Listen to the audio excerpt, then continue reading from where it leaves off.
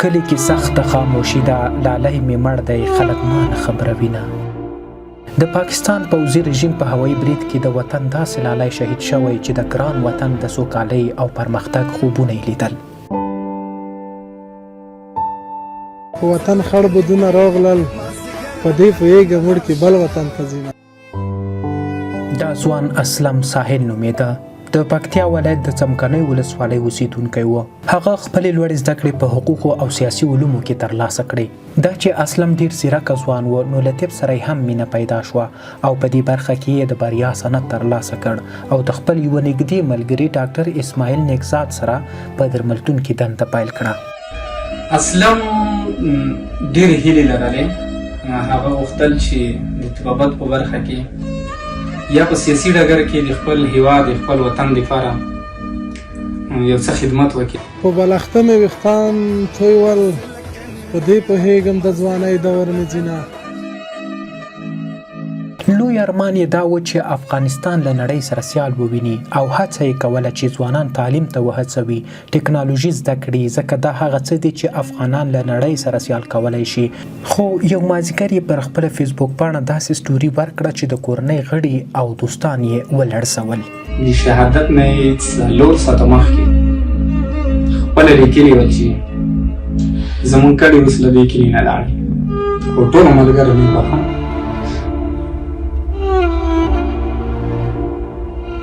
دا ډیره نادره وه چې یو مست او د هیلو ډک غر څنګه دومره ژر له ژونده ناهیلی شي او د بخښنې دعا وغواړي.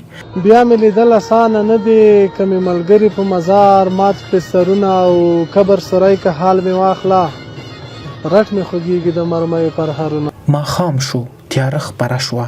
د پکتیا ولایت څمکنیو ولسوالۍ د مندوخیلو پر کلي د خاموشۍ څادر وغوړېده. خلک په خواږه خوب ویده شول. 3 ساعته وروسته ډېر بد غږونه واورېدل شول.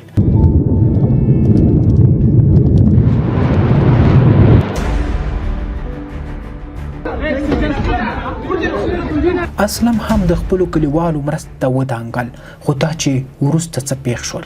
د ټول خلک چې راغله کام خلک وو، هغه په زخمیانو لګیا وو. هغه چې کله دویم وارې تیاره چې راغله بمبار یې وکړو، هغې کې 12 نفره شهیدان شول. د شهید اسلم او نورو هیوادوالو شهادتونه ټولو ته ډیر له طرته ټک وو، خو مور او یو کوچنی وراره یې تر اوسه د دروازې لارې څاري چې ګوندې ورک لالی به یې راشي. رمیش به چې کله مو سره کېناستلو، ویل چې مور ډېره خبرانه ده او یو 2 ورېرونه، مهران په نوم یو ورېری و، نو هر مازدیګر به ده ورته چاکلیټ وړل. هغه په اړه به ماته ډېرې کیسې کړې. یو ارمان دې دغه و چې کاشکې چې زه لوی افغانستان وګورم. د اسلم ملګري او دوستان د هغه په ویر ناست دي او د هغه یادونو ته اوښکې تویوي، ځکه اسلم پر ټولو لکه د ورور په څېر ګران او نږدې و.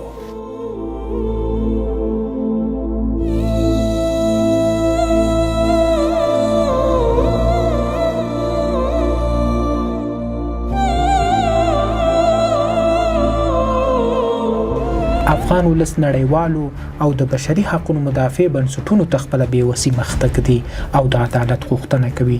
دوی ټینګار کوي چې د پاکستان پوځي رژیم روان ظلمونه او وحشتونه مستند شوي او باید پر وړاندې یې غږ پورته شي.